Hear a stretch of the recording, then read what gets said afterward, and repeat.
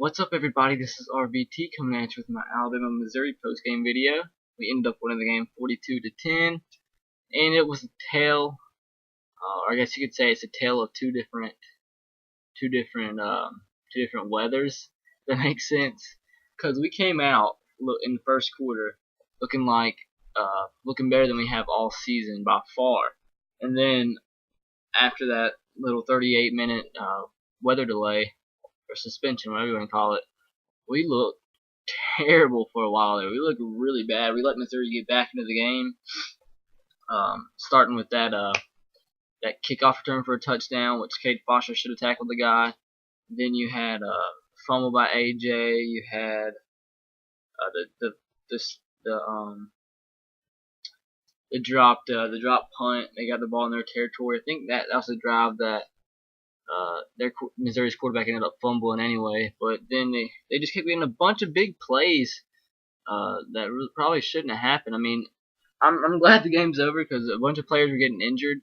There's terrible weather conditions. The field was terrible. People were sliding, slipping, getting bruised up. But both of our running backs had huge games. Eddie Lacy, I think, came close to 200 yards. Let me pull up the stats. No, they both went over 150, I believe. But if you give me a second, I'll look at the official stats. Eddie Lacy he had 176 yards. TJ had 144 yards.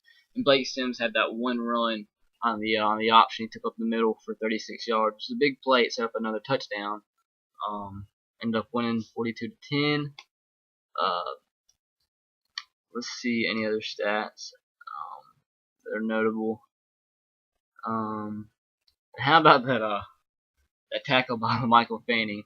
Yeah, that might have been kind of dirty, but that showed he was a man for real.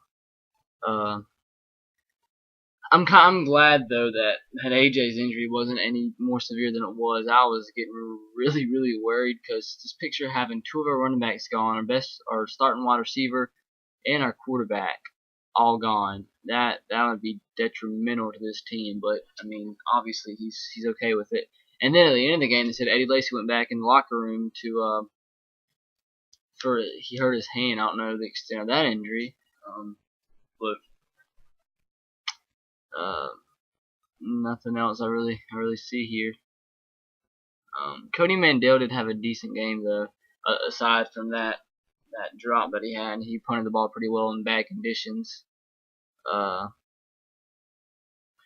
Who was that blocked that kick? Landon Collins blocked that punt, and that really set the tone early on.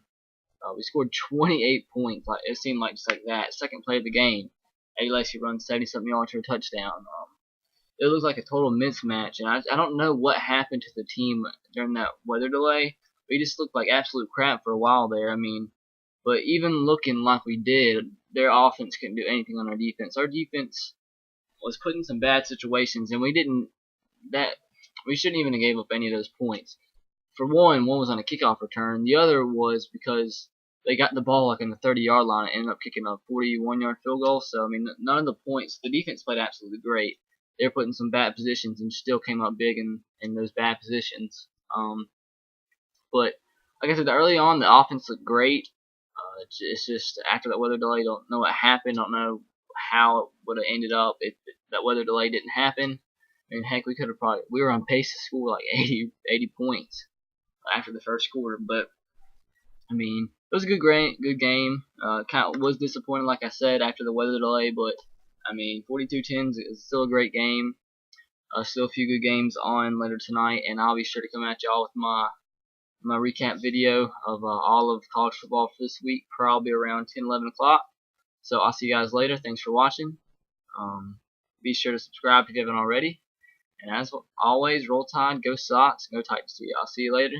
Next week we have Mississippi State. That'll be a tough game, but we'll learn a little bit more about Mississippi State when they take on Tennessee in just a little bit. So I'll see you guys later.